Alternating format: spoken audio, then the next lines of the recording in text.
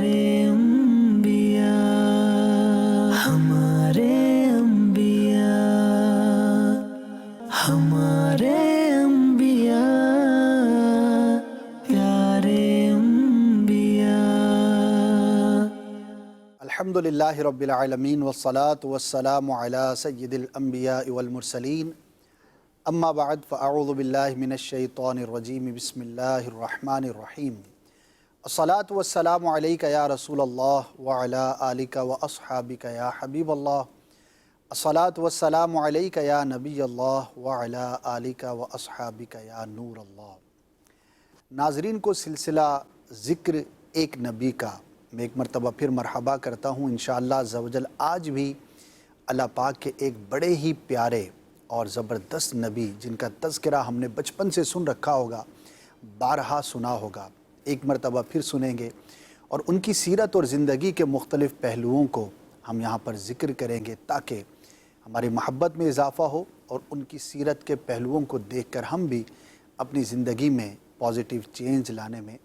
कामयाब हो सकें। अंबिया किराम की सीरत का तज़किरा जहाँ हमारी अंबिया किराम से मोहब्बत को बढ़ाता है, वहाँ पर हमारी हौसला अफजाई किस तरह से इन्होंने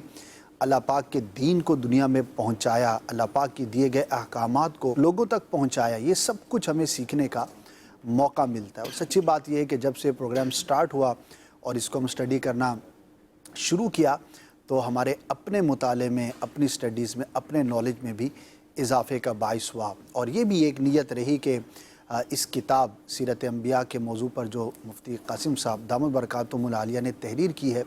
इसकी भी एक तरह से प्रमोशन की जाए। हमारे साथ रहिएगा। और आज जिस नबी का हमने तज़किरा करना है उनका नाम हज़रत सय्यदुना इस्माईल ज़बीहुल्लाह अला नबीना व अलैहिस्सलातु वस्सलाम है। अंबिया किराम में जिन चंद अंबिया किराम का तज़किरा बकसरत कुरान के अंदर किया गया, आपका नामे नामी इसमें गिरामी उन चंद में से एक है। 12 मकामात पर आयात के अंदर कभी जुदा गाना और कभी दीगर अंबिया के साथ आपके नाम का तज़किरा हमें मिलता है। आपके कुछ वाक़यात तो इतने हिस्टोरिकल हैं कि वो साल के कई मौक़े पर बहुत सारी हमारी इबादत की बुनियाद बनते हैं। आपकी सीरत में आपकी पैदाइश का ज़िक्र होगा, कुरानी मकामात में आपका कहाँ कहाँ तज़किरा हुआ, आप और ज़मज़म का क्या रिलेशन है, वो आपकी वालिदा माजिदा और आपका मक्के पाक में जाना, इब्राहीम अलैहिस्सलातु वस्सलाम का आपको वहाँ पर छोड़ना, सफ़ा मरवा के माबैन जो सई की जाती है उसकी क्या हिकमत है। इसी तरह अरबिक लैंग्वेज के साथ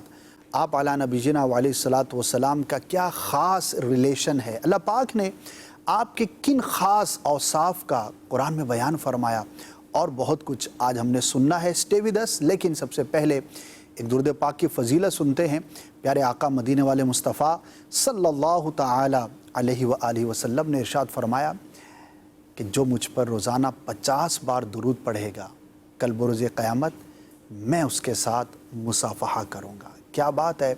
दुरूद पाक पढ़ने वाले की कि कल बरोज़ क़यामत अगर उसे मुसाफ़हे की सआदत मिल गई तो आप सोच सकते हैं, समझ सकते हैं कि उसका फिर कैसा बेड़ा पार होगा। अल्लाह पाक हमें भी तौफ़ीक़ अता फ़रमाए और कसरत दुरूद करने वालों में हमारा भी शुमार हो। सीरत के पहलुओं पर आगे हम गुफ्तगू को स्टार्ट करेंगे, लेकिन इब्तिदा में कलाम को हम शामिल किया करते हैं। This is the format of the programme. आज हमारे साथ हमारे क्या कहना चाहिए अज़ीज़, सीनियर, पुराने और ऊंचे गले से पढ़ने वाले अदनान शेख भाई मौजूद हैं और ये पार्ट है हमारे मदरी चैनल की टीम का हिस्सा हैं। आप इन्हें देखते भी रहते हैं और माशाअल्लाह खूब पढ़ते हैं। देखते हैं कि आज हमें क्या सुना रहे हैं।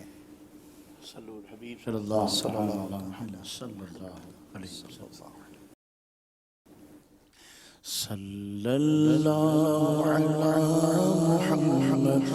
सल्लल्लाहु अलैहि वसल्लम सल्लल्लाहु अला मुहम्मद सल्लल्लाहु अलैहि वसल्लम सल्लल्लाहु अला मुहम्मद सल्लल्लाहु अलैहि वसल्लम मेरा भरा है सर سرکار کے کرم سے دامن میرا بھرا ہے، سرکار کے کرم سے سب کچھ مجھے ملا ہے، سرکار کے کرم سے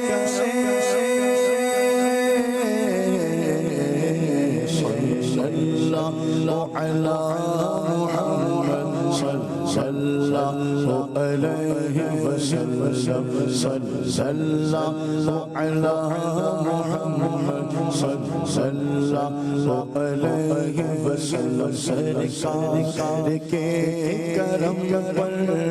قربان کیوں نہ جاؤں، سرکار کے کرم پر قربان کیوں نہ جاؤں، ہر کام بن گیا ہے، سرکار کے کرم سے،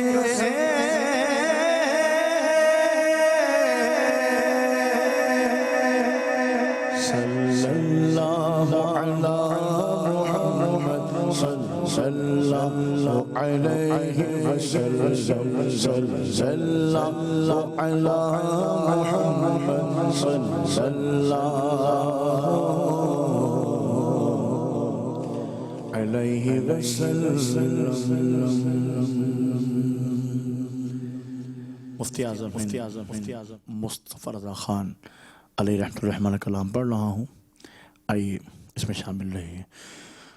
بخت خفتہ مجھے روزے پہ جانے نہ دیا، بخت خفتہ مجھے روزے پہ جانے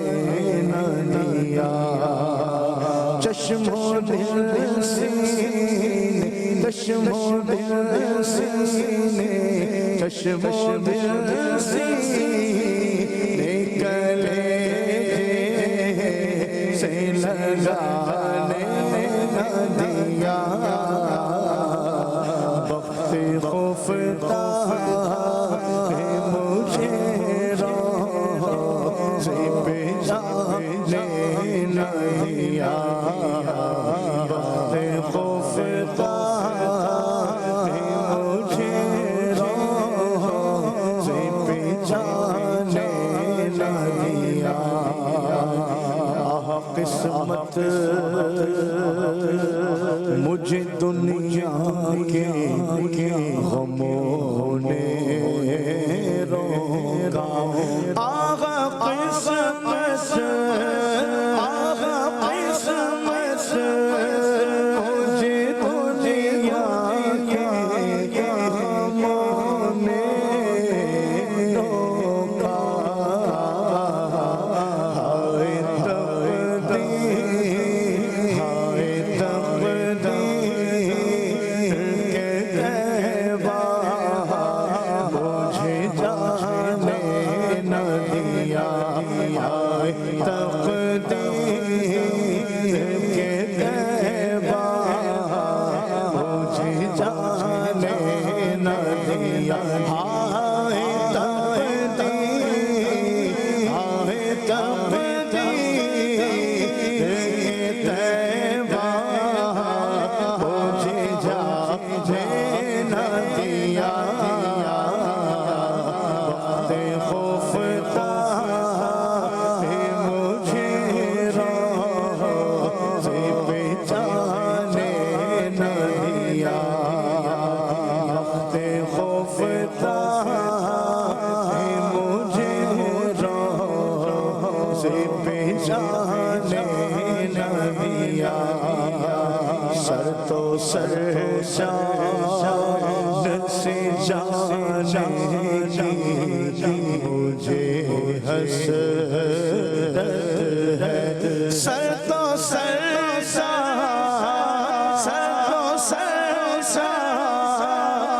سے جانے کی مجھے حسرت ہے، موت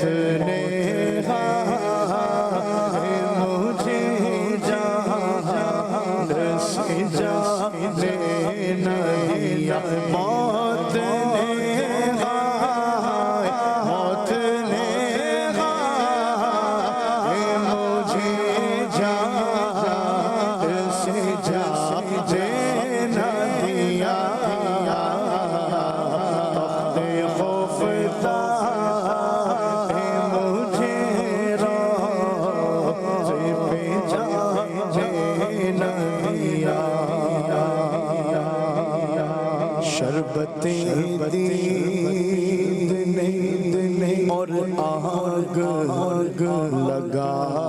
دی دل میں شربت دی شربت دی شربت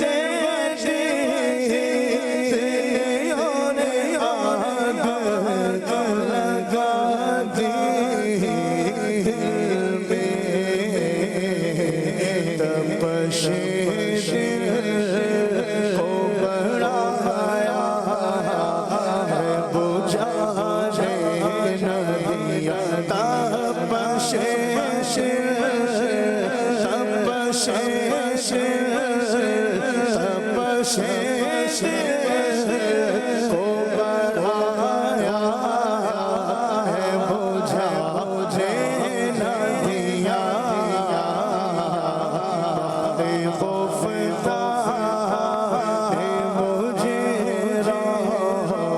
سے پیشہ نہ دیا کہاں جا کن کشا شیرا میرے دل سے اب کہاں جائے اب کہاں جائے نقشہ شیرا میرے دل سے تے میرا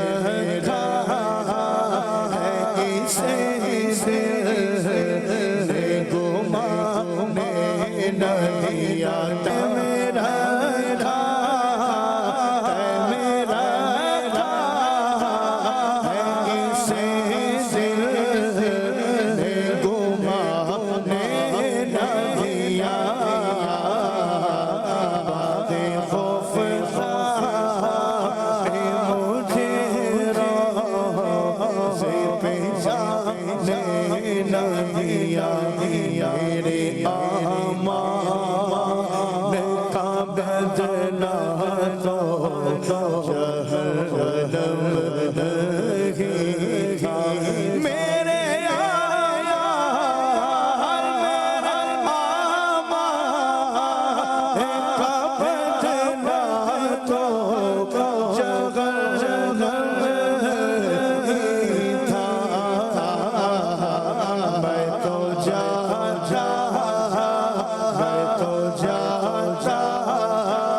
مجھے سہسانے جانے نہ دیا میں تو جا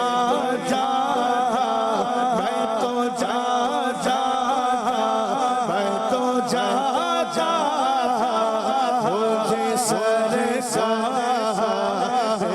جانے نہ دیا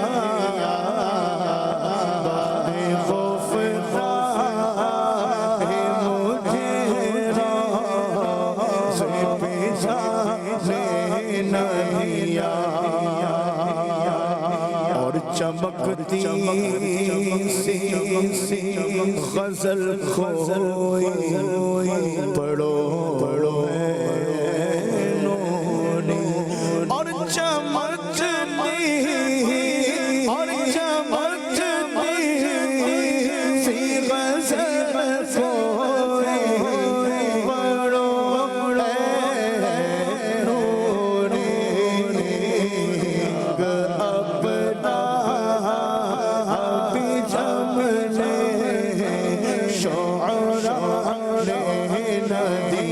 رنگ اپنا رنگ اپنا رنگ اپنا ابھی جب نے شعراء نے نہ دیا بات خوفتا مجھے راہ سے پیچھے نہ دیا چشم و دل سی چشم و دل سی کلیجے سے لگا میں نہ دیا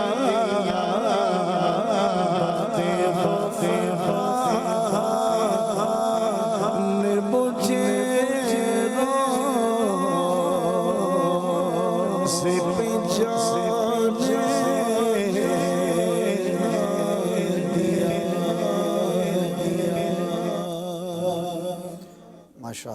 MashaAllah. One of the very popular kalam of مفتی اعظم ہند رحمۃ اللہ تعالی علیہ، اور بڑے ہی پیارے الفاظ، جس کو سمجھ آتی ہو تو کیا ہی بات ہے، اور سمجھ کے پڑھنا اور سمجھ کے سننا اس کا بھی دوبالا ہو جاتا ہے۔ عدنان بھائی نے اس کی طرز کو تھوڑا ٹویسٹ کیا ہے، بہرحال نئے انداز پہ پڑھا ہے، اور اس کی جو دوسری طرز ہے وہ شاید زیادہ پڑھی جاتی ہے۔ بہرحال اللہ پاک ہمارے دلوں میں مدینہ پاک کی مزید محبت کو بڑھائے، اور ہم جتنا زیادہ تذکرہ مصطفیٰ صلی اللہ تعالی علیہ وسلم کرتے رہیں گے تو انشاءاللہ ہماری محبت میں بھی اضافہ ہوتا رہے گا۔ بڑھتے اپنے مبلغین کی جانب، ہمارے ساتھ ایاز مدنی بھائی ہیں، راشد مدنی بھائی ہیں، ماشاءاللہ ہمارے پروگرام کا مستقل حصہ ہیں۔ ایاز بھائی کی شاید پہلی دفعہ تشریف آوری ہوئی ہے۔ آپ سے ابتدا کرتے ہیں، اور سب سے پہلے میں چاہوں گا کہ قرآن مجید فرقان حمید میں اللہ پاک نے جن مقامات پر حضرت سیدنا اسماعیل ذبیح اللہ علی نبینا علیہ الصلاۃ والسلام کا ذکر فرمایا ہے، اس میں سے چند مقامات کا تذکرہ۔ الحمدللہ رب العالمین والصلاة والسلام علی خاتم النبیین، اما بعد فاعوذ باللہ من الشیطان الرجیم، بسم اللہ الرحمن الرحیم۔ اسد بھائی الحمدللہ عز و جل اللہ پاک کے نبی حضرت اسماعیل علی نبینا علیہ الصلاۃ والسلام وہ ہستی ہیں کہ اللہ تبارک و تعالی نے قرآن کریم میں 6 صورتوں کے اندر حضرت اسماعیل علی نبینا علیہ الصلاۃ والسلام کا ذکر خیر فرمایا ہے۔ ان میں اولاً جو ہے وہ سورۃ البقرہ کی آیت مبارکہ 125 125 سے لے کر 127 تک اس میں ذکر خیر موجود ہے۔ اس کے بعد آگے بڑھتے ہیں تو سورۃ الانعام، یہ 7ویں پارے کے اندر سے اس کا آغاز ہوتا ہے۔ اس کی آیت کریمہ نمبر 86 کے اندر اللہ تبارک و تعالی نے حضرت اسماعیل علیہ السلام کا ذکر خیر فرمایا ہے۔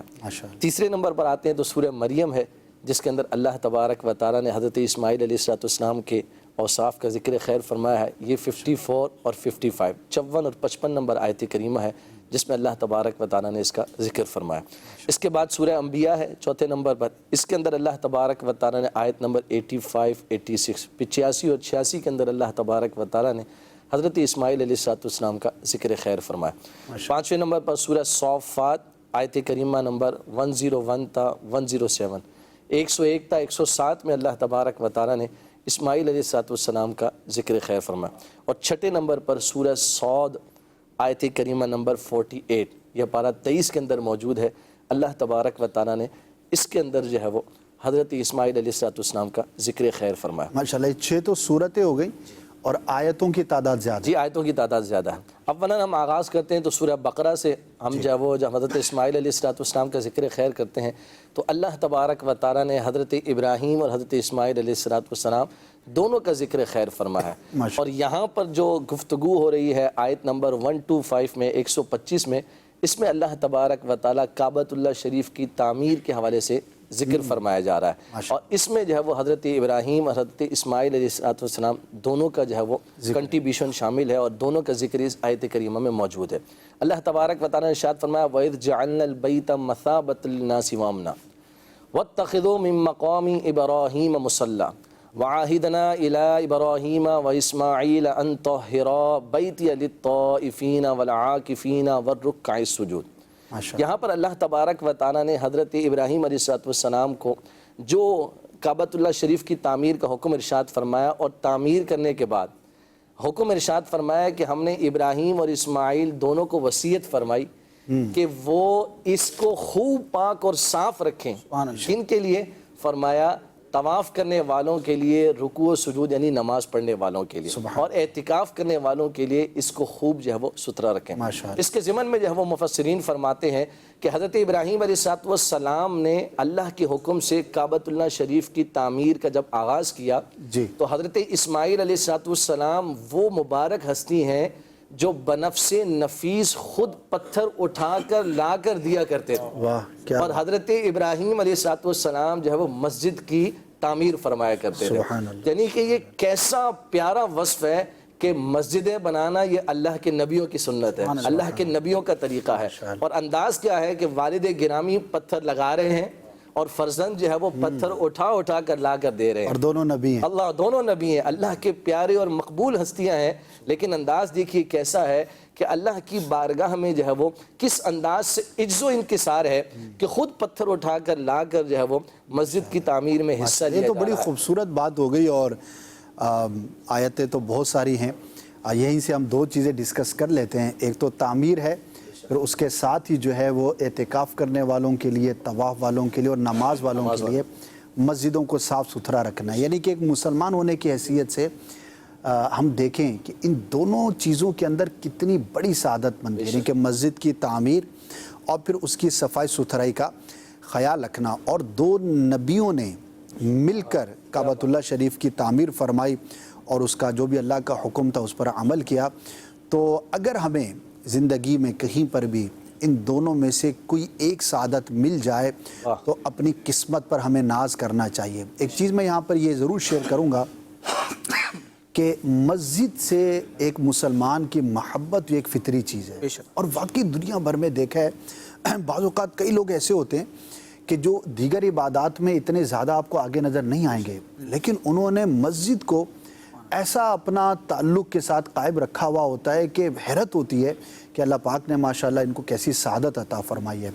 اور مسجد کو صاف ستھرا رکھنا، مسجد کی خدمت کرنا، آ جائیں گے نماز سے پہلے آ جائیں گے، لائٹس آن کر دیں گے، پنکھا آن کر دیں گے، خود آ کے جھاڑو لگانا، اگرچہ خادم وہاں پر موجود ہو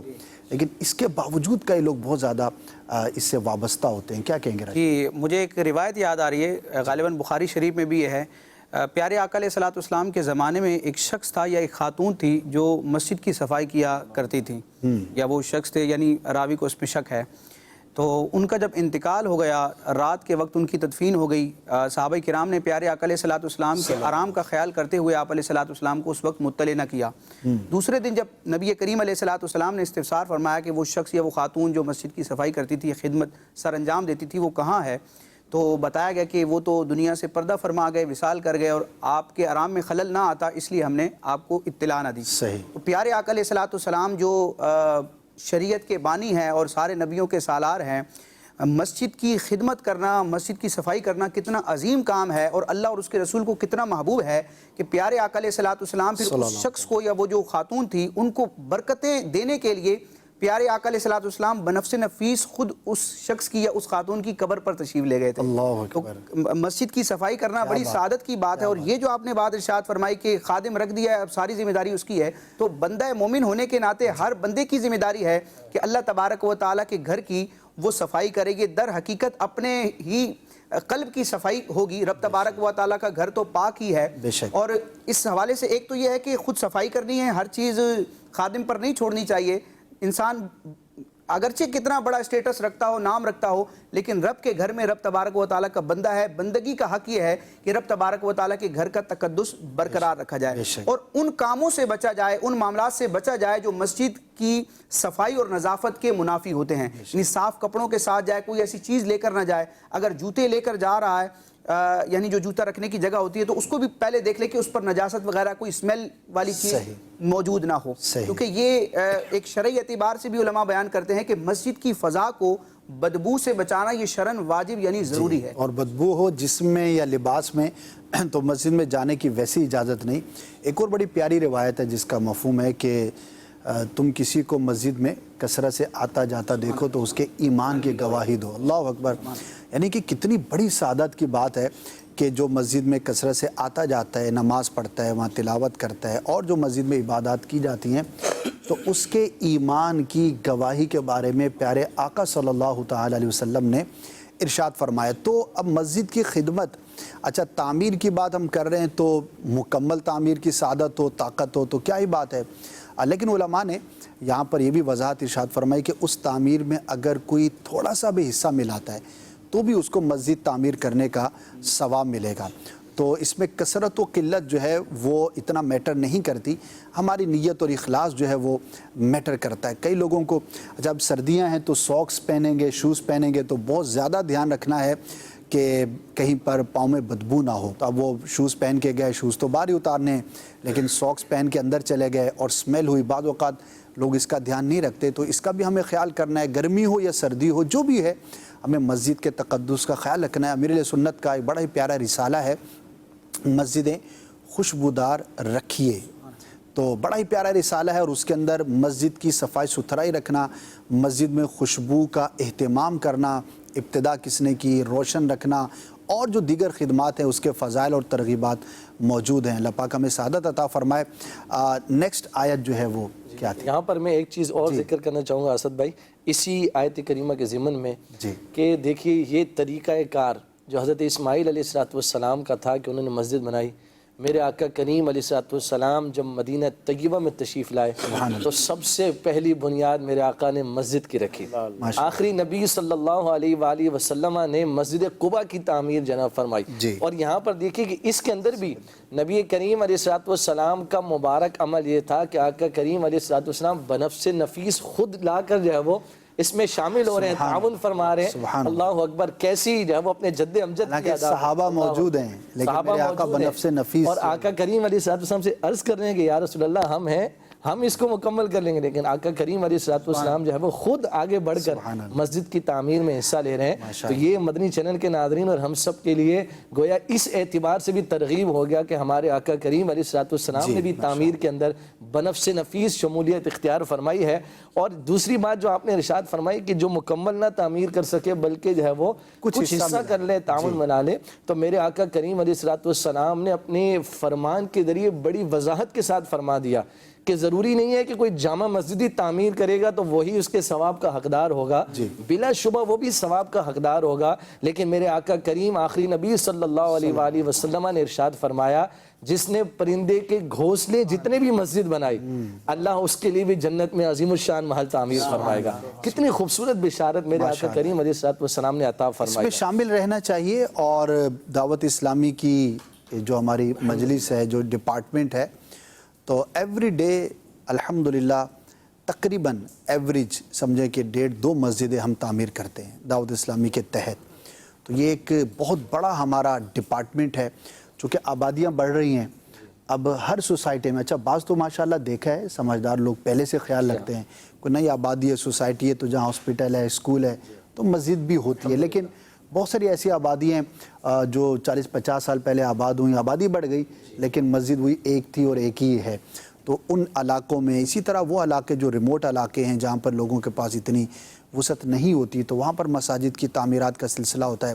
ناظرین میں سے اگر کوئی اس میں کنٹریبیوٹ کرنا چاہے تو ہمارے نگرانوں کے ذریعے، ذمہ داران کے ذریعے رابطہ کر کے اپنا حصہ ملا سکتے ہیں۔ تو اللہ پاک ہمیں توفیق خیر عطا فرمائے۔ جی مزید دوسری آیت کریمہ کی طرف بڑھتے ہیں اسد بھائی۔ دوسرا واقعہ جو قرآن کریم میں حضرت اسماعیل علیہ السلام کا بڑا بنیادی طور پر جو بیان کیا گیا،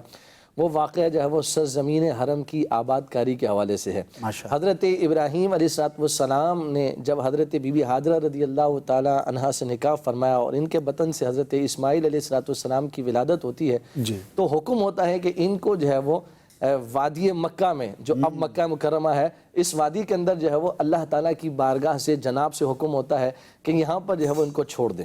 اب جو ہے وہ حضرت ابراہیم علیہ السلام اللہ پاک کے حکم کی تعمیل کرتے ہوئے اپنی زوجہ حضرت بی بی حاجرہ رضی اللہ تعالی عنہا اور حضرت اسماعیل علیہ السلام جو آپ کے فرزند ہیں، جو بڑی مرادوں کے بعد، تمناؤں کے بعد اللہ نے عطا فرمائے ہیں، ایسے میں حکم ہو رہا ہے کہ ابراہیم خلیل اللہ ان کو جو ہے وہ ایک وادی میں چھوڑ آئیں۔ قرآن جس کا تذکرہ کرتا ہے بِوَادٍ غَيْرِ ذِي زَرْعٍ عِنْدَ بَيْتِكَ الْمُحَرَّمِ، ایسی وادی کے جو بے آب و گیا ہے، اس میں کوئی جو وہ نام و نشان نہیں ہے، کوئی سبزہ نہیں ہے، پانی نہیں ہے، کوئی بندہ نہیں ہے وہاں پر، ایسے مقام پر جو ہے وہ چھوڑنے کا حکم ہو رہا ہے۔ حضرت ابراہیم خلیل اللہ علیہ نبینا علیہ السلام اس حکم کی تعمیل کرتے ہوئے اپنی زوجہ اور بیٹے حضرت اسماعیل علیہ السلام کو وہاں چھوڑتے ہیں۔ ماشاءاللہ یہ تذکرہ ہم پورا واقعہ آپ سے سنیں گے، اور ماشاءاللہ آپ نے آیت کا تذکرہ کیا۔ میں چاہوں گا کہ راشد بھائی کچھ ایسے اوصاف، اسپیشلٹیز جو اسماعیل علیہ نبینا علیہ السلام کی بیان کی گئیں، ویسے تو نبی جامع کمالات ہوتا ہے، یعنی کہ اس میں کس چیز کی کمی، اللہ پاک نے تمام اوصاف جو ہے وہ انبیاء کرام کو عطا کیے ہوتے ہیں،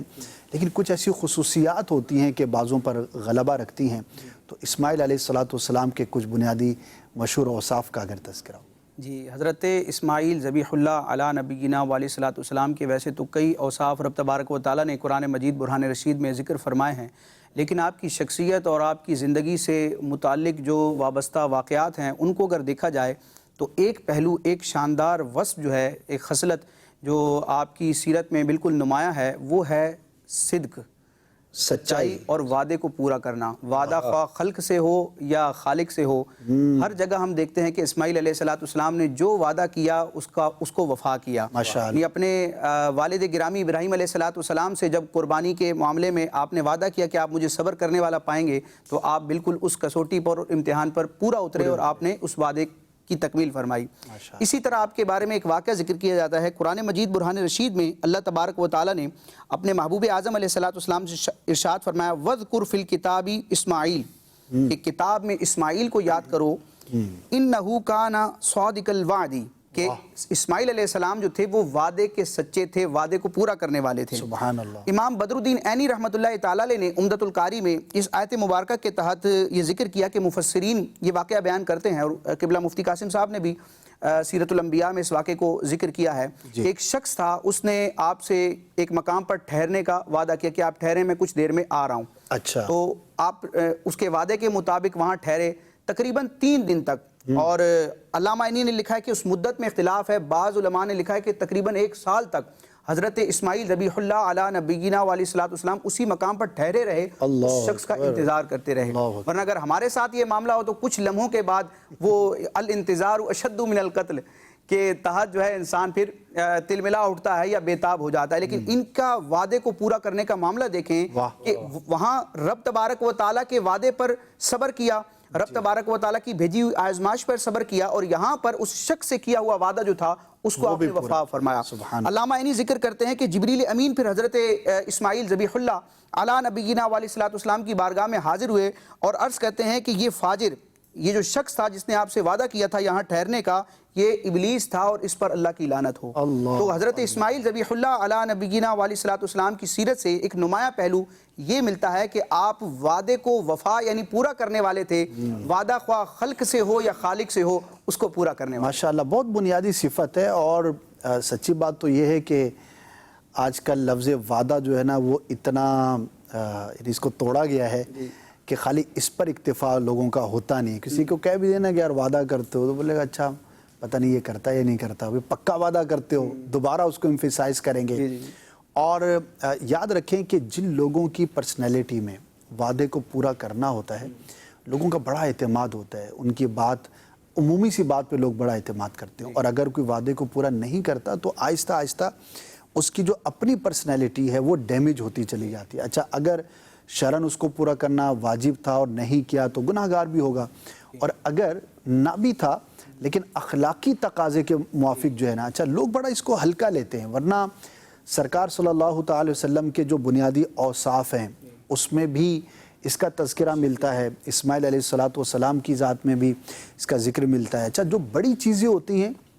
تو بعض اوقات لوگ اس کے بارے میں تو کانشیس ہوتے ہیں کہ بھئی زیادہ رقم ہے یا کوئی بڑی چیز ہے تو اس کو پورا کرنے کی، لیکن بعض اوقات بڑی معمولی سی چیز ہو، آپ شاپ پر گئے، آپ نے 2-5 روپے کم تھے، کہا کہ یار وہ بعد میں دے دوں گا، اچھا اس طرح کا لوگ وعدہ کر لیتے ہیں، اب واپس آئے اور بھول گئے۔ اسی طرح کسی اور کے ساتھ کوئی ایسا معاملہ ہوا، کسی سے کوئی چھوٹی سی چیز لے لی اس وعدے پر کہ میں لوٹا دوں گا، اچھا کتاب لی اور وہ وعدہ کیا تھا کہ اس کو واپس کر دوں گا، تو اس پہ بڑے بزرگوں کے واقعات بھی ہیں کتاب کے حوالے سے۔ تو کہنے کی بات یہ ہے کہ چھوٹی چیز ہو یا بڑی چیز ہو، اگر آپ لوگوں کے درمیان اپنی پرسنالٹی کو ایک ڈیولپڈ پرسنالٹی شو کرنا چاہتے ہیں، لوگ آپ پر اعتماد کریں، اچھا بعض اوقات 1-2 دن کا ہی فرق ہوتا ہے لیکن آپ کی پرسنالٹی ڈیمیج ہو جاتی ہے۔ مثال آپ نے کہا کہ میں آپ کو 1000 روپیہ کل دے دوں گا، اچھا کل نہیں، آپ نے پرسوں دے دیا، لیکن آپ کل دے سکتے تھے تو آپ کو دینا چاہیے تھا۔ یہ چھوٹی چھوٹی چیزیں مل کر ہی پھر ایک بہت بڑی چیز جو ہے وہ بن جاتی ہیں، ایک تاثر قائم ہو جاتا ہے۔ بالکل، اللہ پاک ہمیں وعدوں کی پابندی کرنے کی توفیق عطا فرمائے، اور وہ خواہ لوگوں کے ساتھ ہو یا رب کے ساتھ ہو، کسی بھی طرح کا وعدہ ہو، اس کو اگر نبھانے کی ہماری عادت ہوگی تو انشاءاللہ عز و جل۔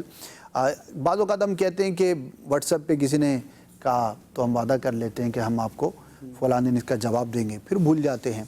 اب تو بہت زیادہ آسانیاں ہیں، آپ ریمائنڈر لگا سکتے ہیں، بہت ساری چیزیں کر سکتے ہیں، لیکن بنیادی سوچ اگر میری ہوگی کہ مجھے کوشش کرنی، ہاں جہاں پھنس گئے آپ نے اپنی طرف سے کوشش کی لیکن کسی وجہ سے وہ نہ ہو پایا تو آپ معذرت کر لیں، وہ ایک الگ چیز ہے، لیکن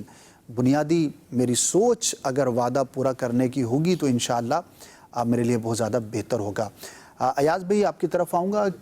اس آیت کے تحت آپ نے اشارتاً ذکر کیا تھا، لیکن یہ جو پورا واقعہ ہے ابراہیم و اسماعیل علی نبینا علیہم الصلاۃ والسلام کا مکہ پاک میں چھوڑنا کا، اس کے کیا اسباب تھے، اس کو میں چاہوں گا کہ تھوڑا اس کو ڈیفائن بھی کریں، اور بظاہر یہ ایک واقعہ اپنے اندر بہت کچھ لیے ہوئے، پھر انشاءاللہ مزید اوصاف بھی سننے کی سعادت حاصل کریں گے۔ جی اسد بھائی، اوصاف کی بات چلی ہے تو میں چاہوں گا کہ حضرت اسماعیل علیہ السلام کے اوصاف جو ہے وہ قرآن کریم میں جو ذکر کیے گئے انشاءاللہ تعالیٰ اس کو جو ہے وہ ہم سنتے ہیں مزید، اور پھر انشاءاللہ اس واقعے کی بھی جو ہے ڈیٹیل کو ہم بیان کریں گے۔ اسی آیت کریمہ جو ہمارے راشد بھائی نے بیان کی ہے اسد بھائی، اس کے ضمن میں آخر میں چل کر اللہ تبارک و تعالیٰ نے ارشاد فرمایا انہو کان صادق الوعد وکان رسولا نبیا، فرمایا کہ اسماعیل علیہ السلام وہ ہستی ہیں کہ جو وعدے کے بھی سچے تھے اور اللہ نے ان کو رسول بھی بنایا ہے، نبی بھی بنایا ہے۔ اس کے ضمن میں جو ہے وہ مفسرین ارشاد فرماتے ہیں کہ جو یہود تھے وہ یہ اعتراض کرتے تھے کہ نبوت جو ہے وہ حضرت اسحاق علیہ السلام کے لیے ہے، تو اللہ تبارک و تعالیٰ نے ان کے یہ اوصاف کو قرآن میں بیان فرما دیا کہ اللہ نے اسماعیل علیہ السلام کو رسالت سے بھی نوازا ہے اور نبوت سے بھی سرفراز فرمایا ہے۔ اللہ تبارک و تعالیٰ نے انہیں یہ اعزاز اور یہ وصف اور یہ خوبی اللہ تبارک و تعالیٰ نے عطا فرمائی ہے، تو رسالت بھی ان کو رسول بھی بنایا ہے اور اللہ تبارک و تعالیٰ نے ان کو نبی بھی بنایا ہے۔ اس کے ساتھ ساتھ جو ہے وہ تیسرے وصف کی طرف اگر ہم آئیں تو اللہ تبارک و تعالیٰ نے جہاں پر معاشرے کے بہترین افراد کو بیان کیا ہے، اخیار کو جہاں پر بیان کیا ہے کہ بہترین افراد کون ہیں، ان میں حضرت اسماعیل علیہ السلام کا ذکر خیر فرمایا ہے۔ چنانچہ اللہ تبارک و تعالیٰ نے قرآن کریم کی آیت کریمہ میں ارشاد فرمایا وَاذْكُرْ إِسْمَاعِيلَ وَالْيَسَعَ وَذَا الْكِفْلِ،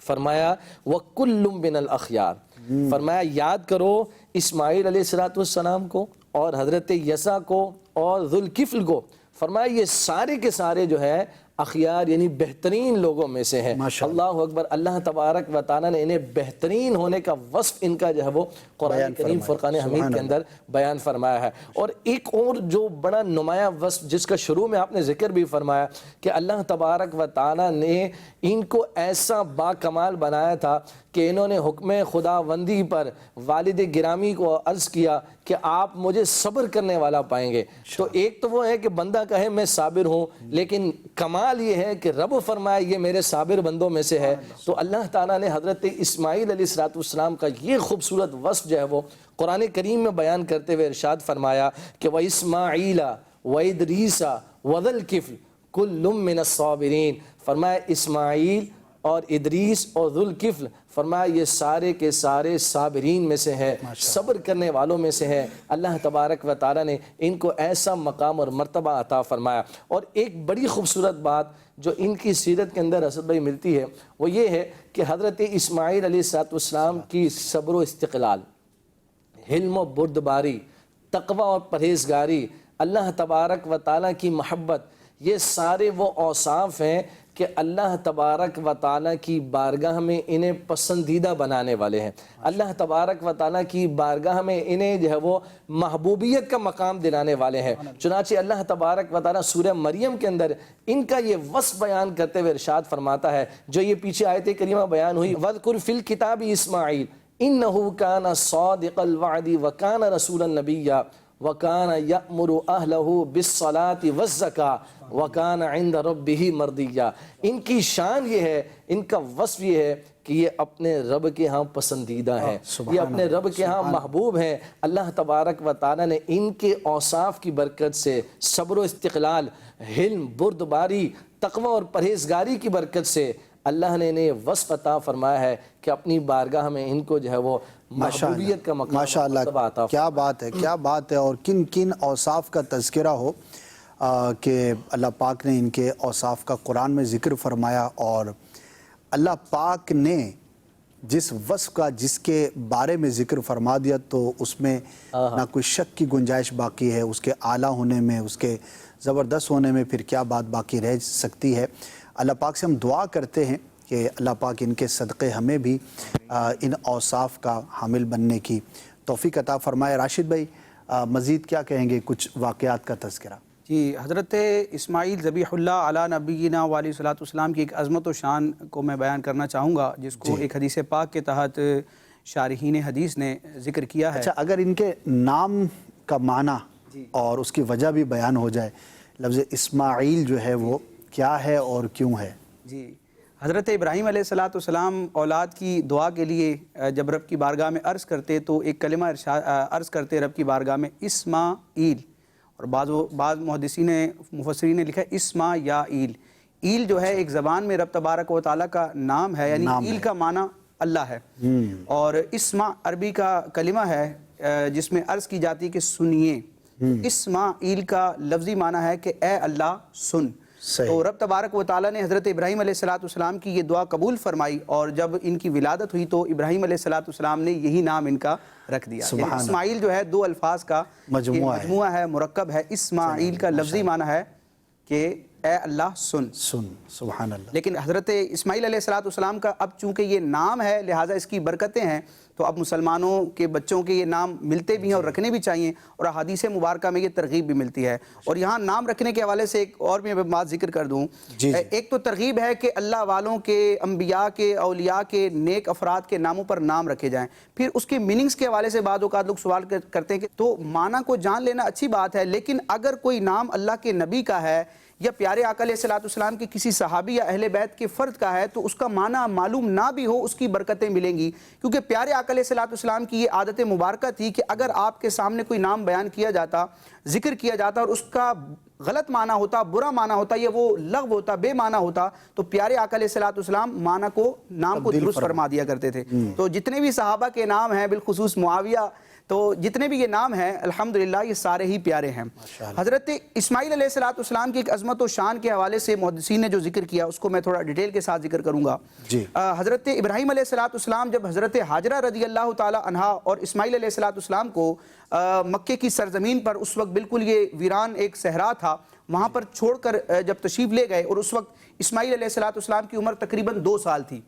تو وہاں وہ چشمہ آپ علیہ الصلوۃ والسلام کے پاؤں کی برکت سے یا فرشتے کے پر مارنے کی برکت سے ہوا، اور کچھ عرصے کے بعد وہاں سے ایک قبیلے کا گزر ہوا جس کا نام ہے قبیلہ جرہم۔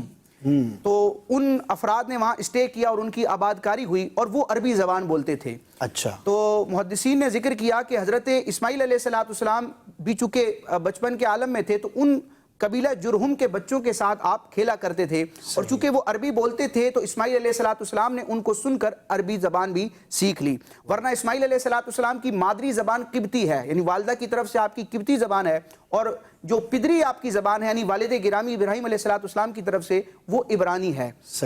مادری اور پدری زبان جدا جدا ہے، لیکن قبیلہ جرہم کے ساتھ رہنے کی وجہ سے آپ نے عربی سیکھی، اور بخاری شریف میں اس کو یوں پیارے آقا علیہ الصلوۃ والسلام نے بیان فرمایا، تعلم العربیۃ منہم، کہ اسماعیل علیہ الصلوۃ والسلام نے قبیلہ جرہم سے عربی زبان سیکھی، اور عربی زبان سیکھی، لیکن رب تبارک و تعالیٰ نے حضرت اسماعیل علیہ الصلوۃ والسلام کو عربی زبان میں انتہائی فصاحت و بلاغت بھی عطا فرمائی، یہاں تک کہ بعض محدثین نے یہ ذکر کیا کہ سب سے پہلے عربی آپ ہی نے بولنا شروع کی، لیکن چونکہ یہ میں ذکر کر چکا کہ قبیلہ جرہم والے جو تھے وہ عربی بولا کرتے تھے، تو اس پر محدثین نے بڑا کلام کیا ہے۔ امام بدر الدین عینی رحمۃ اللہ تعالی علیہ نے عمدۃ القاری میں، امام ابن حجر اسقلانی نے فتح الباری میں، امام احمد قسطلانی نے ارشاد الساری میں اس کو ڈیٹیل کے ساتھ بیان کیا ہے کہ اس کا معنی یہ ہے کہ حضرت ابراہیم علیہ الصلوۃ والسلام کی اولاد میں سے سب سے پہلے عربی بولنے والے یہ اسماعیل علیہ الصلوۃ والسلام ہیں، اور آپ کی شان اور عظمت کیا ہے کہ آپ اہل عرب کے جو ہے نا والد مانے جاتے ہیں۔ امام احمد قسطلانی نے ذکر کیا کہ آپ ابو العرب ہیں، یعنی عرب کے والد ہیں، اور علامہ عینی کا میں ایک حوالہ ذکر کرنا چاہوں گا۔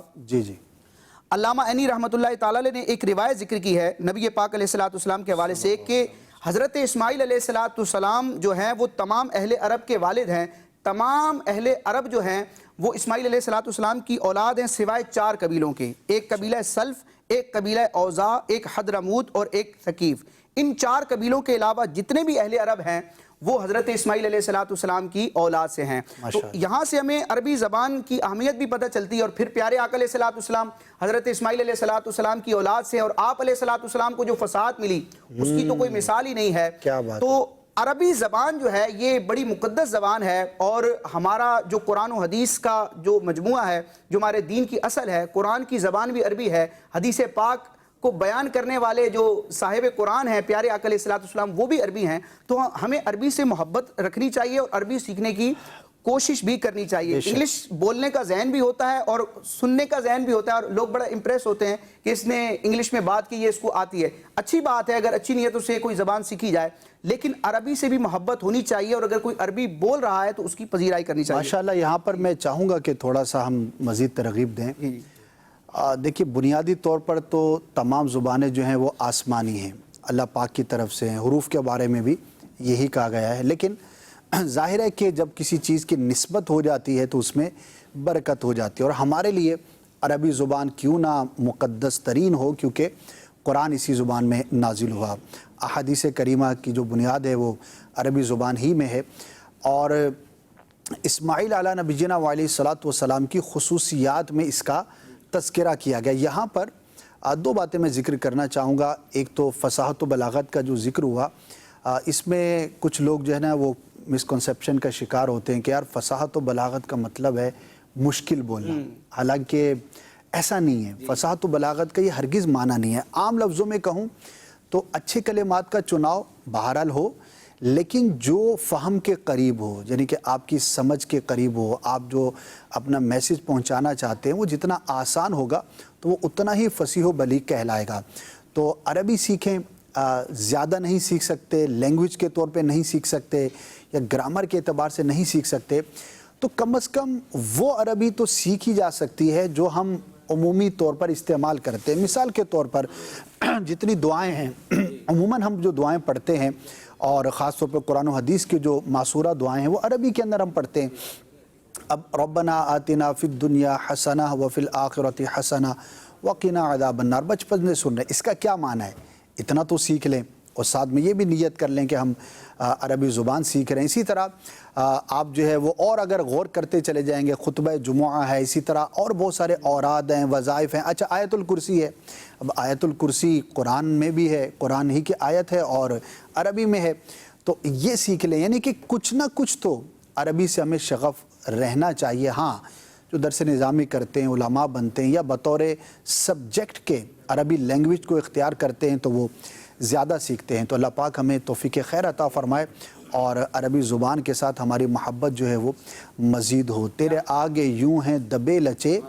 فصحا عرب کے بڑے بڑے، کوئی جان منہ میں زبان نہیں بلکہ جسم میں جان نہیں، میں نثار تیرے کلام پر ملی یوں تو کس کو زبان نہیں، وہ سخن ہے جس میں سخن نہ ہو، وہ بیاں ہے جس کا بیاں نہیں۔ میرے آقا صلی اللہ تعالی علیہ وسلم ایسی فصیح و بلیغ عربی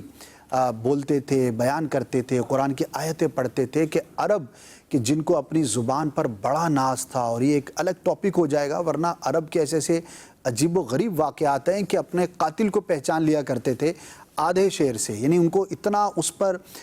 وہ تھا، مہارت تھی کہ اس شعر کا اگلا حصہ یہ ہے کہ جو تمہارے سامنے کھڑا ہے تمہارے باپ کا قاتل۔ ایک پورا واقعہ ہے۔ بچوں کو فی البدیہ اشعار کہنا آتے تھے اور بڑے مقابلے ہوا کرتے تھے، بڑی ہسٹری ہے۔ لیکن میرے آقا صلی اللہ تعالی علیہ وآلہ وسلم جب انہی عرب کے درمیان تشریف لائے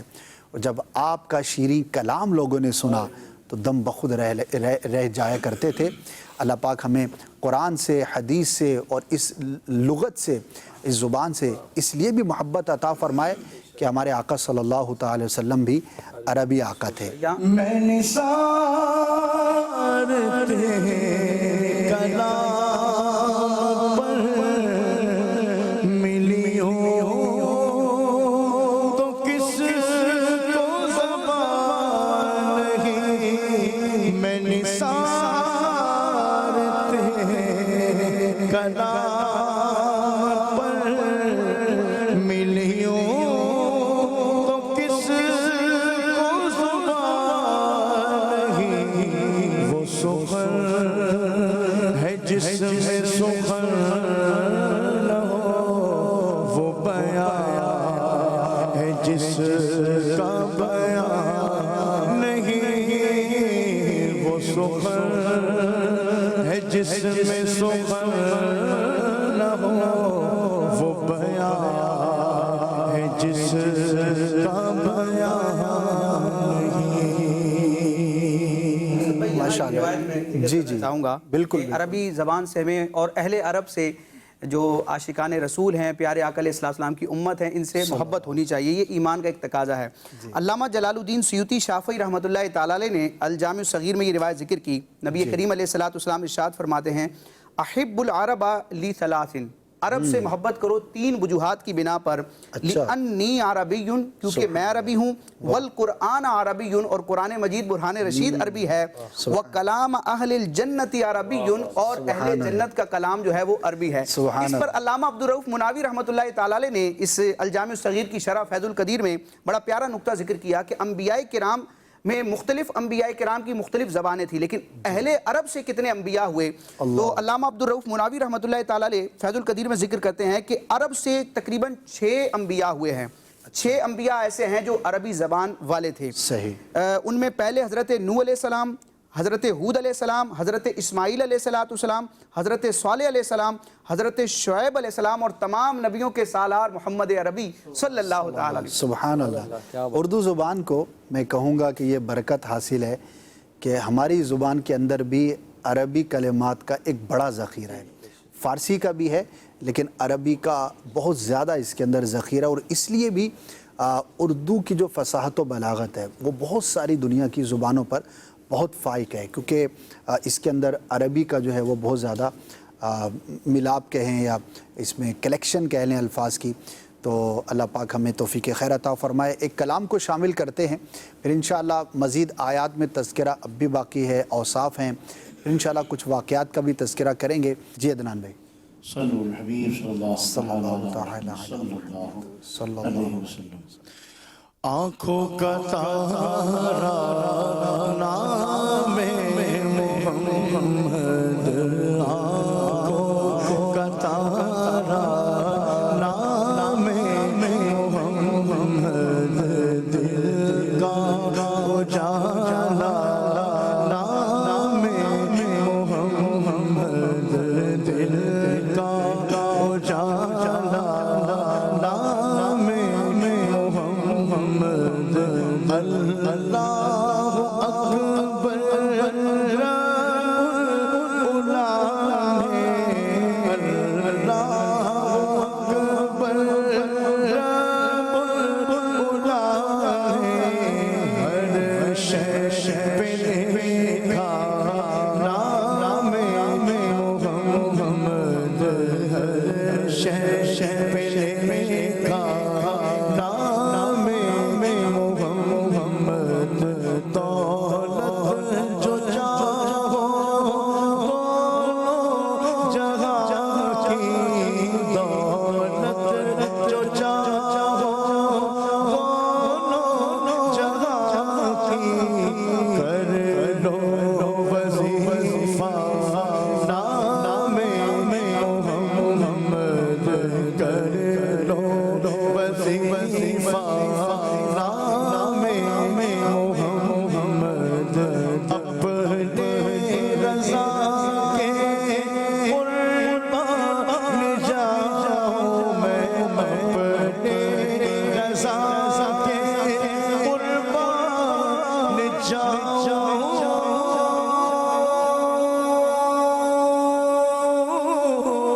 اپنے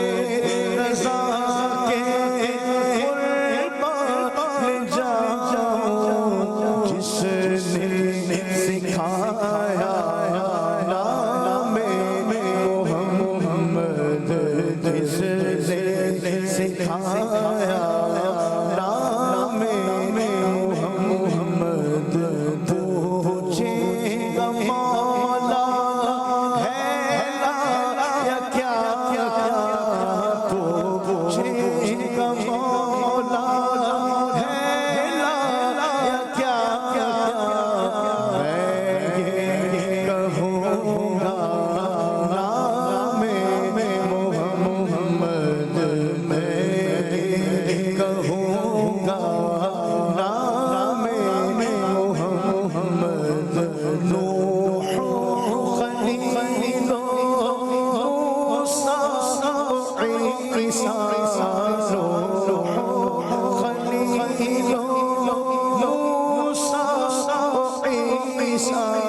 सब का है नाम मोहम्मद सब का है नाम मोहम्मद रखो लगत में जिस सब अजीजों रखो लगत में जिस सब अजीजों जिस सब अजीजों रखो लगत में जिस सब अजीजों मुझको सुनाना नाम मोहम्मद मुझको सुनाना नाम मोहम्मद अपने जमीने रज़वी के दिल में अपने जमीने रज़वी के दिल में आजा समा जा नाम मोहम्मद आजा समा जा नाम मोहम्मद आहो तारा नाम मोहम्मद दिल का उजाला नाम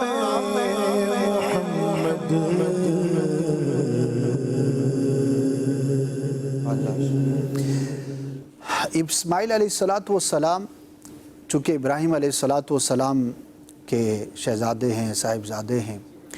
और इब्राहीम अलैहिस्सलाम की जब सीरत का हमने तज़किरा किया था तो उसमें तस्लीम व रिज़ा का पैकर होना, अल्लाह पाक के हुक्म पर अपना सब कुछ लुटाना और इससे भी बढ़कर अपनी जान का नजराना पेश करना, ये आपकी सीरत के नुमायाँ पहलुओं में से पहलू थे। और वही चीज़ जो है वो बेटे के अंदर भी नज़र आती है। अल्लाह पाक के हुक्म पर इब्राहीम अला नबीना अलैहिस्सलातु वस्सलाम ने अपनी ज़ौजा और बेटे को मक्के पाक की उस जगह पर जब छोड़ा था तो वहाँ पर कुछ भी ना था। जब आप वापस जाने लगे तो पीछे से बीबी हाजिरा रज़ियल्लाहु ताला अन्हा ने आवाज़ दी, आपने तवज्जो ना फरमाई। अब फिर पीछे आई, दोबारा आवाज़ दी। चंद बार आवाज़ देने के बाद आपने कहा कि ये बताइए कि आप किसके हुक्म पर हमें यहाँ पर छोड़े जा रहे हैं? क्या आपको आपके रब ने हुक्म इरशाद फरमाया है? अल्लाह अकबर, क्या शान है। और सच्ची बात तो ये है कि ये वाक़या और ये मौका अगर हम तसव्वुर में इसको देखते हैं तो रोंगटे खड़े हो जाते हैं कि एक औरत होकर आप कुछ भी थी, बहरहाल एक ख़ातून थी, औरत थी, छोटा चंद साल का बच्चा आपके पास है और आसपास ज़ाहिरी असबाब के एतबार से कुछ भी नहीं, और सिर्फ आपका ये सवाल था कि आप ये बता दीजिए कि आप हमें यहाँ पर किसके हुक्म पर छोड़ के जा रहे हैं। और जब इब्राहीम अला नबीना अलैहिस्सलातु वस्सलाम ने कहा हाँ मुझे मेरे रब का ये हुक्म है, अल्लाह अकबर, तो आपने कोई वावेला नहीं किया, आपने कोई तकाज़ा नहीं किया, आपने आगे कोई और बातचीत नहीं की, बल्कि अल्लाह के हुक्म पर राज़ी रही। यहाँ पर हम इसको क्या बयान करें और हम अपनी लाइफ पर इसको क्या डिस्कशन करें। हमसे तो राह खुदा में चंद दिन का सफ़र नहीं होता, अपनी औलाद को, घर वालों को चंद घंटों के लिए, चंद दिनों के लिए छोड़कर कहीं जाना, पता है कि वापस आ जाएंगे, हमसे सफ़र नहीं होता, नमाज के लिए नहीं जा पाते और दीन के कामों के लिए हम वक्त नहीं निकाल पाते, और किसी भी दीनी खिदमत के लिए अपनी जान, माल, औलाद, अपना फ्यूचर, वो सब कुछ जो उस वक्त अल्लाह पाक ने आपको अता किया था, सब कुछ छोड़कर जा रहे हैं। वो छोड़कर जा रहे हैं, ये उनकी कुर्बानी, और ये रब की रज़ा पर राज़ी रह गए और शिकवा ज़ुबान पर ना लाए, ये इनका जज्बा। लेकिन अल्लाह पाक ने फिर जो इनाम अता फ़रमाए, यहाँ पर नाज़रीन हमेशा याद रखें, हमारा ईमान पुख्ता होना चाहिए, हमारा ये ज़हन, दिलो दिमाग अगर इस तरबियत का हामिल हो जाए कि अगर मैं अपने रब के लिए कुछ कुर्बान करूं, भले वो माल हो, जान हो, औलाद हो, वक्त हो, जो भी चीज़ है, تو اللہ پاک اس دنیا میں بھی اس کا بدلہ عطا فرمائے گا، اور قیامت میں جو عطا ہونا اس کا تو ہم حساب بھی نہیں کر سکتے۔ ہو سکتا ہے کہ وقتی طور پر اگر ہم کچھ دین کی راہ میں قربانی پیش کرتے ہیں تو بظاہر مال و اسباب کے اعتبار سے کسی اعتبار سے ہمیں کمی محسوس ہو، لیکن اللہ کی ذات پر بھروسہ رکھیں، وہ بڑا رحمان ہے، وہ بڑا عطا کرنے والا ہے، وہ مالک یوم الدین ہے، وہ رزاق ہے، وہ خالق ہے، وہ جو چاہے وہ کر سکے، وہ صمد ہے، بے نیاز ہے، اسے ہمیں کسی بھی چیز کی حاجت نہیں ہے، نہ ہماری عبادت سے اس کی شان میں کوئی ذرا بھر اضافہ ہو سکتا ہے، اور نہ ہی ہم عبادت نہ کریں ساری مخلوق ہی نافرمان ہو جائے تو اس کی ذات میں اس کی صفات میں کوئی کمی نہیں ہو سکتی۔ وہ صمد ہے، وہ بے نیاز ہے۔ اگر ہم کچھ کرنے میں کامیاب ہوتے ہیں تو اسی کی عطا سے اور اس کے وعدے پر اور اس کی جو عطا ہے اس پر ہم امید رکھیں، توکل رکھیں، تو پھر دیکھیے کہ میرا رب عز و جل کیسی عطائیں فرماتا ہے۔ یہ جو زمزم ہے، یہ جو پانی ہے، اس کی جو برکتیں ہیں ہم دیکھتے ہیں، سنتے ہیں۔ میں چاہوں گا کہ راشد بھی اس واقعے کو بیان کریں کہ جب آپ اپنی زوجہ کو اور بیٹے کو یہاں پر چھوڑ کر تشریف لے گئے تو وہ کیا واقعہ تھا، وہ کیا ہسٹری تھی کہ یہ زمزم کا کنواں، یہ چشمہ رہتی دنیا تک کے لیے، تمام عالم کے مسلمانوں کے لیے اللہ پاک نے عطا فرمایا۔ جی، حضرت ابراہیم علیہ السلام جب اپنی زوجہ حضرت حاجرہ رضی اللہ تعالی عنہا اور اپنے شہزادے حضرت اسماعیل علیہ السلام کو مکے کے صحرا میں چھوڑ کر تشریف لے گئے تو پانی کا ایک مشکیزہ جو تھا وہ بھی چھوڑ گئے تھے کہ اس کو یہ نوش کر سکیں، لیکن وہ وقت گزرنے کے ساتھ جب وہ مشکیزہ ختم ہوا اور پیاس کی اب شدت ہوئی، حضرت حاجرہ رضی اللہ تعالی عنہا بظاہر وہاں بالکل تنہا تھی اور کوئی پانی کا سبب بھی نہیں تھا کیونکہ بالکل صحرا تھا، تو حضرت اسماعیل علیہ السلام کی بے تابی دیکھ کر حضرت حاجرہ رضی اللہ تعالی عنہا نے وہاں موجود دو مبارک پہاڑیوں کے درمیان چکر لگائے اس تلاش میں کہ پانی ملے، پانی پر نظر ہو یا کوئی شخص نظر آئے جس کے ذریعے پانی کو یا کوئی کھانے پینے کی چیز کو طلب کیا جائے۔ وہ جو دو مقدس پہاڑیاں تھیں، ایک کو صفا کہا جاتا ہے، ایک کو مروہ کہا جاتا ہے، جو اللہ تبارک و تعالیٰ کی نشانیاں ہیں۔ اسد بھائی آپ دیکھیں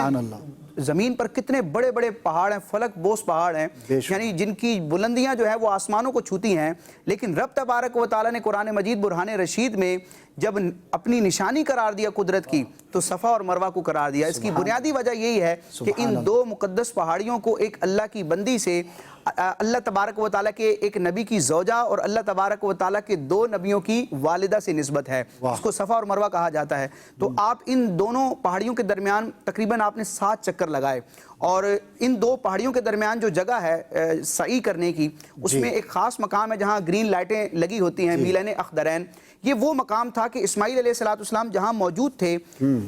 حضرت اسماعیل علیہ السلام اور حضرت حاجرہ رضی اللہ تعالی عنہا کے درمیان ایک پہاڑ آ جاتا تھا، یعنی ایک آڑ آ جاتی تھی جس کی وجہ سے حضرت حاجرہ رضی اللہ تعالیٰ نے اپنے شہزادے کو دیکھ نہ پاتی، تو اولاد کی محبت کے اعتبار سے ایک ماں کی محبت ہوتی ہے، آپ نے وہاں سے تیز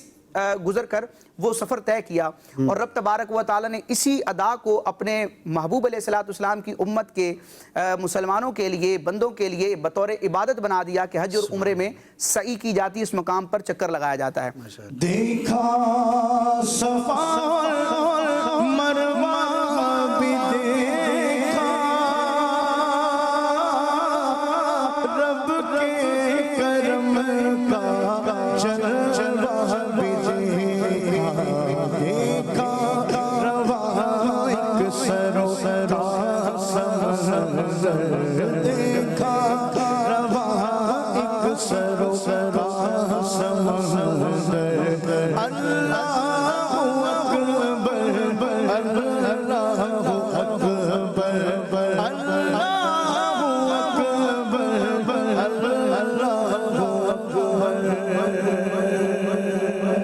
ماشاءاللہ۔ رب تبارک و تعالیٰ کی قدرت سے وہاں ایک فرشتہ حاضر ہوا، یعنی علماء نے یہاں 2 قول ذکر کیے۔ ایک قول یہ ہے کہ حضرت اسماعیل علیہ السلام پانی کی طلب میں اپنی ننھی ایڑیاں زمین پر رگڑ رہے تھے، تو آپ کی ایڑیوں کی رگڑ سے ایک چشمہ پھوٹا جس کو زمزم کہا جاتا ہے، اور ایک قول کے مطابق یہ ہے کہ ایک فرشتے نے ایڑی مار کر یا اپنا پر مار کر وہاں سے چشمے کو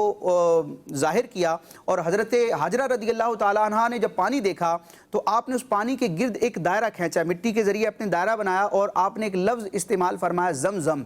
زمزم جو ہے یہ غالباً سریانی زبان کا لفظ، اس کا مطلب ہوتا ہے کہ تھم جا، رک جا، رک جا۔ نبی کریم علیہ السلام ارشاد فرماتے کہ اللہ تعالیٰ اسماعیل علیہ السلام کی والدہ پر رحم فرمائے، یہ حدیث پاک کا میں مفہوم عرض کر رہا ہوں کہ اگر وہ یہ نہ فرماتی تو یہ جو زمزم تھا یہ پوری دنیا میں پھیل جاتا، ایک چشمے کی صورت اور سمندر کی گویا کہ صورت اختیار کر لیتا۔ رکنے کے بعد یہ شان ہے کہ سینکڑوں برس گزر گئے، ہزاروں برس گزر گئے اور آج تک وہ جاری ہے، اور اگر یہ رکنے کا حکم نہ ہوتا تو پتہ نہیں کیا ہوتا۔ جی، اور یہ علماء نے بیان کیا کہ حضرت اسماعیل علیہ السلام کا وہ معجزہ ہے جو آج تک جاری ہے، اور ایک ہی چشمے سے، ایک ہی کنویں سے اتنا پانی ساری دنیا میں سیراب ہو رہا ہے، اور اس کی برکات بھی ہیں اسد بھائی، اور سائنس بھی اس کو پروف کرتی ہے۔ اس میں کئی وٹامنز ہیں جو عام پانی میں نہیں ملتے، اور عام پانی کو آپ دیکھیں کچھ عرصہ رہنے کے بعد ان کا رنگ متغیر ہو جاتا ہے، تبدیل ہو جاتا ہے، وہ خراب ہو جاتا ہے، لیکن زمزم میں وہ برکت ہے کہ جو خالص زمزم ہوتا ہے عرصہ دراز گزرنے کے باوجود بھی اس میں تغیر نہیں آتا، اور اس کی جو دینی برکتیں ہیں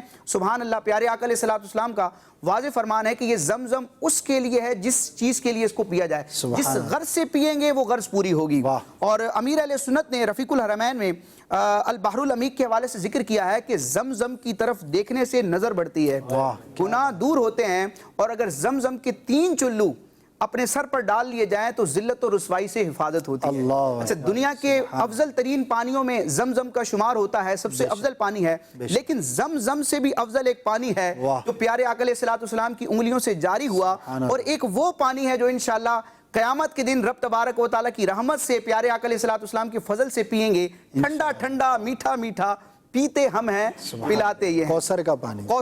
کوثر جو ہے وہ کثرت سے بنا ہے۔ اعلیٰ حضرت امام اہل سنت کا یہاں میں 2 شعر ذکر کروں گا، ایک زمزم ہے اور ایک آب کوثر ہے، دونوں مبارک پانی ہیں، دونوں پانیوں کو اللہ کے 2 مبارک نبیوں سے نسبت ہے، لیکن کوثر کی بات ہی جدا ہے۔ اعلیٰ حضرت امام اہل سنت ذکر کرتے ہیں کہ اس میں زمزم ہے کہ تھم تھم، یعنی اسماعیل علیہ السلام کے لیے جو پانی ظاہر ہوا، جاری ہوا، اس پر حضرت حاجرہ رضی اللہ تعالیٰ عنہ نے لفظ ذکر کیا زمزم رک جا، جس کا معنی ہوتا ہے تھم تھم۔ یہ وہ مقدس پانی ہے جس پر زمزم کا اثر ہوا کہ یہ وہاں تھم گیا، لیکن پیارے آقا علیہ السلام کو جو حوض کوثر عطا کیا گیا ہے اس میں جم جم ہے۔ جم عربی کا یہ کلمہ ہے، اس کا مطلب ہوتا ہے کسی چیز کا زیادہ ہونا، مزید ہونا۔ جی، تو اعلیٰ حضرت یہ ایک کمپیریزن بیان کرتے ہیں کہ زمزم اور آب کوثر، اس میں زمزم ہے کہ تھم تھم، اس میں یعنی حوض کوثر میں جم جم ہے کہ بیش، یعنی وہ بہت کثرت سے ہے۔ کثرت کوثر میں زمزم کی طرح کم کم نہیں۔ یہ کم جو ہے اردو والا نہیں ہے، عربی زبان کا کم ہے، کسی چیز کی مقدار معلوم کرنے کے لیے کم کا لفظ استعمال ہوتا ہے، یعنی حوض کوثر میں یہ نہیں ہوگا کہ کتنا چاہیے، وہاں پر مقدار کو نہیں دیکھا جائے گا بلکہ حوض کوثر کی شان یہ ہے، پیارے آقا علیہ السلام فرماتے ہیں کہ جو میرے حوض سے سیراب ہوگا وہ کبھی پیاسا نہ ہوگا۔ اس میں زمزم ہے کہ تھم تھم، اس میں جم جم ہے کہ بیش، کثرت کوثر میں زمزم کی طرح کم کم نہیں۔ اور یہیں پر اعلیٰ حضرت کا ایک اور شعر ہے جو ہدایت بخشش میں شامل نہیں ہے، علماء نے ذکر کیا کہ یہاں سے دونوں مقدس پانی ہے، لیکن یہ زمزم ہے اور اس میں جم جم ہے، تو پیارے آقا علیہ السلام جو افضل المرسلین ہیں، سارے نبیوں کے بھی سردار ہیں، اگرچہ نبی پاک علیہ السلام بنی اسماعیل سے ہیں، حضرت اسماعیل علیہ السلام نبی پاک علیہ السلام کے نسب کے اعتبار سے جد اعلیٰ ہیں، لیکن افضلیت اور رب کی بارگاہ میں قرب پانے کے اعتبار سے پیارے آقا علیہ السلام سارے نبیوں کے سردار ہیں۔ تو اعلیٰ حضرت کا ایک اور شعر جو اسی کلام کا ہے لیکن ہدایت بخشش میں وہ موجود نہیں ہے، ان کے بے مانگے ملا ان کو رگڑ کر ایڑیاں، یعنی حضور علیہ السلام نے بظاہر سوال نہیں کیا، بغیر سوال کے رب نے حوض کوثر عطا فرمایا، اور بظاہر یہاں پر حضرت اسماعیل علیہ السلام نے ایڑیاں رگڑی تو اس کی برکت سے پانی جاری ہوا۔ اعلیٰ حضرت فرماتے ہیں ان کے بے مانگے ان کو رگڑ کر، ان کو بے مانگے ملا ان کو رگڑ کر ایڑیاں، مالک کوثر کے ہمسر صاحب زمزم۔ اللہ اکبر، کیا خوب ہے ماشاءاللہ۔ اس میں زمزم ہے کہ تھم تھم تھم، اس میں جم جم ہے کہ بیش، اس میں زمزم ہے کہ تھم تھم، اس میں جم جم ہے کہ بیش، کثرت کوثر میں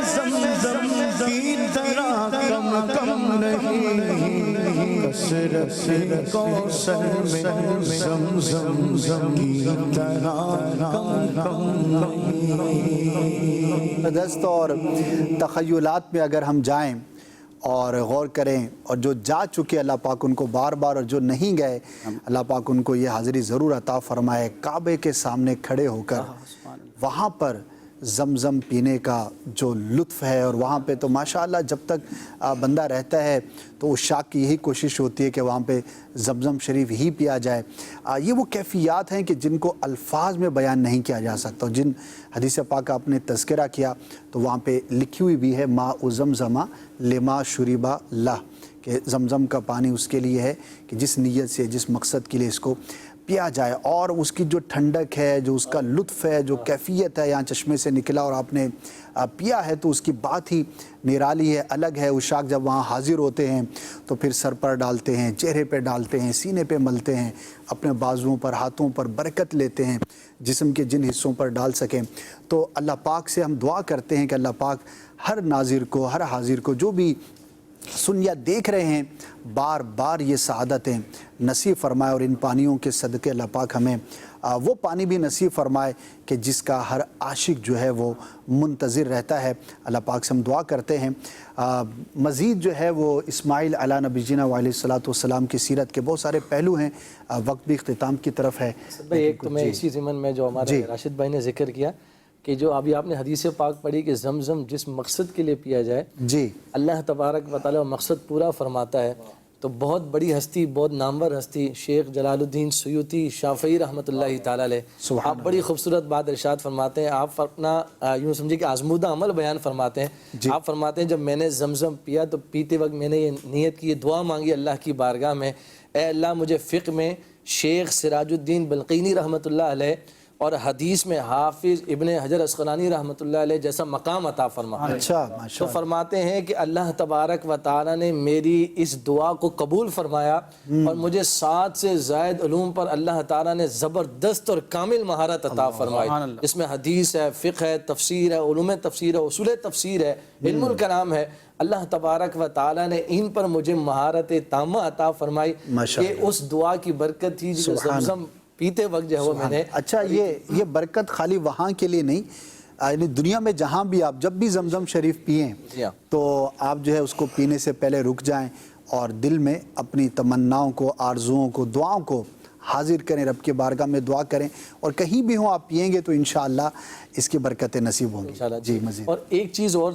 اسد بھائی جو ہے وہ ہم نے جو بھی حضرت اسماعیل علیہ السلام کا جو مکہ مکرمہ کے تعلق سے واقعہ سنا، اس کے اندر ایک بڑا زبردست پہلو جو ہے وہ میں مدینہ کے ناظرین کے لیے بیان کرنا چاہوں گا کہ جو آپ نے بڑی خوبصورت بات بیان فرمائی کہ جب آپ چھوڑ کر گئے جی تو بی بی حاجرہ رضی اللہ تعالیٰ کا جو کلمہ تھا نا اسد بھائی، میں وہ مدنی چینل کے ناظرین کے لیے بیان کرنا چاہوں گا، حاضرین کو بھی بیان کرنا اور حاضرین کے لیے بھی ہے۔ آپ نے ارشاد فرمایا، عرض کی حضرت ابراہیم علیہ السلام سے کہ اگر آپ اللہ کے حکم سے ہمیں یہاں چھوڑ کر جا رہے ہیں، فرمایا تب تو اللہ تعالیٰ ہمیں ضائع نہ ہونے دے گا، اللہ اکبر، تب تو اللہ تعالیٰ ہمیں ضائع نہ ہونے دے گا۔ یہاں پر اسد بھائی اللہ تعالیٰ کی بارگاہ سے کیسا حسن ظن ہے، توکل اللہ کی بارگاہ میں اللہ سے کیسا یقین کامل ہے کہ جب اللہ کا حکم آ گیا ہے تو پھر اللہ تبارک و تعالیٰ ضائع نہیں ہونے دے گا۔ اور پھر آپ نے جو آگے کیفیت بیان کی کہ آپ پھر حضرت اسماعیل علیہ السلام کی جو سلسلہ تھا وہ ختم ہو جانے پر جو آپ نے جو ہے وہ صفا اور مروہ کے درمیان سعی کا سلسلہ کیا، پھر اللہ تعالیٰ نے زمزم کا کنواں جاری فرما دیا۔ جب یہ زمزم جاری ہو گیا تو حضرت بی بی حاجرہ رضی اللہ تعالیٰ نے ایک فرشتے کو یہ کہتے ہوئے سنا کہ وہ فرشتہ ان سے کہہ رہا ہے، اللہ اکبر، آپ لوگ اپنے ضائع ہونے کا خوف نہ کریں، کیونکہ یہی بیت اللہ ہے جسے یہ لڑکا اور اس کے والد مل کر تعمیر کریں گے، اور اللہ اپنے خاص بندوں کو ضائع نہیں ہونے دے گا۔ اللہ اکبر۔ اللہ تبارک و تعالیٰ نے کیسا کرم فرمایا کہ پھر حضرت اسماعیل علیہ السلام کی یادگار کو تا صبح قیامت باقی رکھا، جاری و ساری رکھا، ان کی یادوں کو منی میں جو ہے اس کو بھی برقرار رکھا، اللہ تعالیٰ نے صفا و مروہ کو جو ہے وہ باقی رکھا۔ تو یہ کیسا اللہ تبارک و تعالیٰ پر توکل کا، بھروسے کا نتیجہ تھا کہ اللہ تبارک و تعالیٰ نے ضائع نہیں ہونے دیا، بلکہ پورے عرب میں حضرت اسماعیل علیہ السلام کی اولاد کو پھیلا دیا، اور مکہ شہر کی آباد کاری کا ذریعہ حضرت اسماعیل علیہ السلام کو بنا دیا. یہ ہے اللہ کی ذات پر بھروسہ, اللہ پر توکل. یہاں پر میں اسد بھائی ایک چیز بڑی خوبصورت حدیث پاک یہاں پر ذکر کرنا چاہوں گا کہ جب ہم اللہ کی بارگاہ میں اپنی لو کو لگا لیتے ہیں, اس کی بارگاہ میں رجوع کر لیتے ہیں, اس پر بھروسہ کر لیتے ہیں, ایک بڑی خوبصورت حدیث پاک ہے. جو ڈپریشن کے مرض میں مبتلا ہو جاتے ہیں, خودکشی کی طرف معاذ اللہ چلے جاتے ہیں, مایوس ہو جاتے ہیں, ان کے لیے بڑا زبردست میسیج ہے کہ وہ اللہ کی بارگاہ میں جب ظاہری طور پر اسباب ختم ہو جائے, کوئی آس اور امید نظر نہ آ رہی ہو, جیسا کہ آپ نے بڑے اچھے انداز میں اس کی منظر کشی کی کہ ایک خاتون ہو کر جب ان کو وہاں چھوڑا گیا, لیکن اللہ پر ان کا توکل کتنا مضبوط تھا. تو پھر اللہ تبارک و تعالیٰ کی بارگاہ میں جب ایمان والے ظاہری اسباب نہ رہیں اور وہ سب جگہ سے مایوس ہو کر اللہ کی بارگاہ کی طرف رجوع کر لیں, اللہ کی طرف رو لگا لیں, تو حدیث پاک میں ارشاد فرمایا کہ جب بندہ سارے اسباب سے مایوس ہو کر اللہ کی بارگاہ میں عرض کرتا ہے, مولا اب میں ظاہری اسباب سے مایوس ہو چکا ہوں, اب تیری بارگاہ میں حاضر ہوں, مولا تو ہی کوئی سبب بنا دے. اللہ اکبر. حدیث پاک میں فرمایا گیا اللہ تعالیٰ اس کے لیے جلد یا بدیر کوئی نہ کوئی سبب بنا دے گا. اللہ تبارک و تعالیٰ اس کے لیے جو ہے وہ اسباب مہیا, اللہ مسبب الاسباب ہے, جب اس پہ مسبب الاسباب ہے. تو یہ اللہ تبارک و تعالیٰ کی ذات پر کامل بھروسہ اور یقین, یہ حضرت بی بی حاجرہ رضی اللہ تعالیٰ کے واقعے سے ہمیں بڑا زبردست ماشاءاللہ. اور کیسا اللہ پاک نے انتظام فرمایا کہ نظر جو ہے وہ ہماری مسبب الاسباب پہ رہے, اور اگر ظاہری سبب ختم بھی ہو جائے تو اللہ پاک قادر مطلق ہے, وہ سبب بھی پیدا فرمائے گا اور ہمارے لیے انتظام ہو جائے گا. ناظرین, ہوا پھر یوں کہ کچھ عرصے کے بعد, کچھ دنوں کے بعد وہاں سے کوئی قافلے والے گزر رہے تھے, اور یہی قبیلہ جرہم جس کا تذکرہ بھی ہوا, تو وہ تھوڑا فاصلے پر رکے تھے. تو عرب کے ظاہر ہے کہ یہ لوگ سفر کیا کرتے تھے, صحراؤں کے اندر بھی سفر ہوتا تھا, اور پانی کی تلاش جو ہے ان کو رہا کرتی تھی. جہاں پہ پانی نہیں ہوتا تھا تو کچھ ایسی علامتیں ہوتی تھی کہ جس سے دیکھ کر یہ پانی کا اندازہ لگایا کرتے تھے. تو انہوں نے دیکھا کہ کچھ پرندے جو ہے ایک ہی جگہ پر بار بار اڑ رہے ہیں. تو یہ علامت ہوتی تھی کہ جہاں پر پانی ہوتا ہے تو وہاں پر پرندے ہوا کرتے ہیں. تو انہوں نے اپنے کچھ ایک دو لوگوں کو بھیجا کہ جا کر دیکھیں اس وادی کی جانب. تو جب وہ آئے تو انہوں نے دیکھا کہ یہاں پر پانی موجود ہے, تو انہوں نے پھر اجازت چاہی. قریب آ کر وہاں پر وہ خیمہ زن ہو گئے. تو بی بی حاجرہ رضی اللہ تعالی عنہا نے انہیں اجازت دی کہ آپ لوگ یہاں پہ رک سکتے ہیں, چونکہ ایک فطری بات ہے کہ انسان کی طرف مائل ہوتا ہے, یعنی کہ انس ہوتی ہے, اور اس کو یہ اچھا لگتا ہے کہ اس کے آس پاس جو ہے نا وہ کچھ لوگ موجود ہوں. تو بہرحال وہ کچھ فاصلے پر قریب ہی وہ ٹھہر گئے. یہاں پر اسماعیل علیہ نبینا علیہ السلام بڑے ہوتے گئے, اور آپ نے وہ لینگویج بھی سیکھی اور ان کے ساتھ تعلقات ہوئے. اور بڑی خوبصورت بات ہے کہ یہی وہ قبیلہ ہے, وہاں پر آباد ہو گیا, آباد کاری ہو گئی, کہ اسماعیل علیہ السلام کا نکاح اسی قبیلے کی عورت سے ہوا. اور یہ جو عرب کا ہم نے بار بار تذکرہ کیا, یہ اس زمانے میں بھی بڑھ کر اتنی آبادیاں, آپ کے 12 شہزادے ہوئے. حضرت اسماعیل علیہ السلام کی خصوصیات میں یہ بھی ہے کہ اللہ پاک نے آپ کو کثیر اولاد عطا فرمائی. تو آپ کے 12 اولاً شہزادے ہوئے, پھر ان کی اولادیں, تو یہ یمن, شام, ان کی سرحدوں تک آپ کی اولاد جو ہے وہ بڑھ کر یہاں تک آباد ہوئی. تو پھر اس قبیلے والوں نے وہاں پر قیام کیا. پھر کعبۃ اللہ شریف کی تعمیر ہے. اور یہ دیکھیں کہ ابراہیم علیہ السلام نے مکے کے لیے پھلوں کا اور یہاں پر آباد کاری کی رب کی بارگاہ میں دعا بھی کی تھی. یہاں پر میں چاہوں گا کہ ہم تھوڑا اور اس کو الیبوریٹ کریں, اور جو قرآن ہمیں بار بار کائنات میں غور و فکر کرنے کی دعوت دیتا ہے, اس کا ایک نظارہ آپ یہ بھی اس ہسٹری کو ذہن میں رکھیں کہ بے آب و گیا ایک جگہ ہے, صحرا ہے, پہاڑ ہیں, کچھ بھی نہیں ہے بظاہر, کوئی پھلوں کا پانی کا تذکرہ نہیں, لیکن پھر وہاں پہ زمزم شریف کا ہونا, پھر پھلوں کی کثرت کا ہونا, مکہ پاک, اللہ اکبر, کیسا آباد ہے. وہاں کوئی جائے تو اس کو پتہ لگے. یقین کریں آج بھی آپ دن اور رات کا وہاں پہ فرق جو ہے وہ ختم ہو جاتا ہے. میرے آقا صلی اللہ تعالی وسلم کی پیدائش بھی وہاں پر ہوئی, یعنی کہ اس جگہ اور اس مقام کے آپ سراؤنڈنگ کے اندر اگر غور کریں تو اللہ پاک نے اتنی برکتیں عطا فرمائی, اتنی برکتیں عطا فرمائی, عقل جو ہے وہ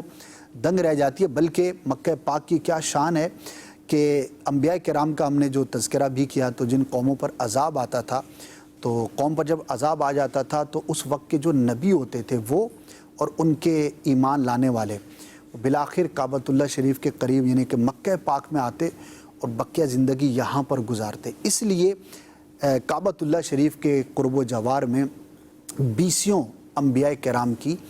تدفین ہوئی. مزارات ہیں, اب بظاہر وہ نظر نہیں آتے لیکن علماء نے کتابوں میں بیان فرمایا. اور مکہ پاک میں جو رونق ہے, آپ کسی بھی موسم میں جائیں جو عمرے کے لیے حج کے لیے حاضر ہوتے ہیں,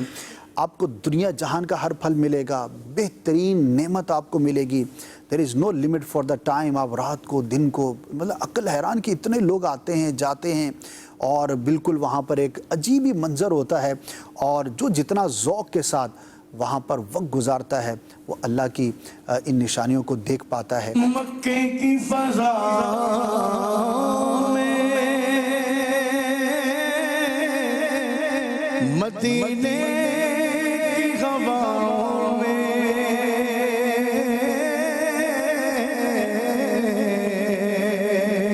مکے کی فضا میں مدینے کی ہواؤں میں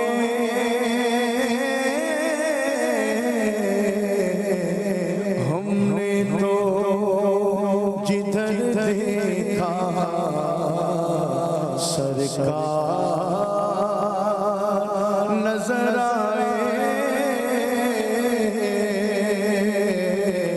ہم نے تو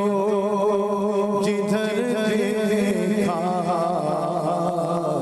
سرکار نظر آئے. بس یاد رہا اتنا سینے سے لگی جانی, بس یاد رہا اتنا سینے سے لگی جانی.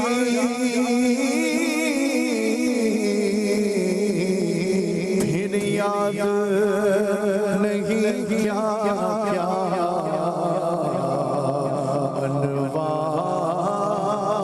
انوار نظر آئے جب مسجد نبوی کے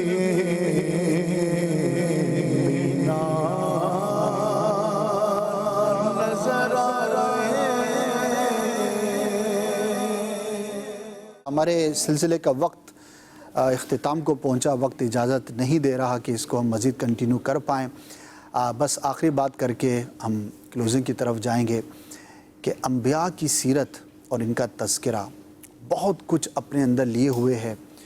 اور سلسلے کا وقت تو ختم ہو سکتا ہے لیکن آپ کے پاس کتاب تو موجود ہے. سیرت الانبیاء جو کتاب ہے اس کو آپ حاصل کیجئے اور خود بھی پڑھیے, گھر میں رکھیے, بچے بھی پڑھیں گے انشاءاللہ. یہ ڈیٹیل میں ابھی تو کعبۃ اللہ شریف کی تعمیر کا واقعہ ہے, پھر مقام ابراہیم اس کے ارد گرد کی برکتیں ہیں, اس پتھر میں کیا کمالات ہوئے, وہ تعمیر کے وقت پتھر کا حسب ضرورت اوپر ہو جانا پھر نیچے آ جانا, اور پھر مکے اور کعبے کی ہسٹری جو ہے وہ پھر ایک الگ ٹاپک ہے. کبھی موقع ہوا تو انشاءاللہ بات ہوگی. صلو علی الحبیب صلی اللہ تعالی علی محمد صلی اللہ علیہ وآلہ وسلم.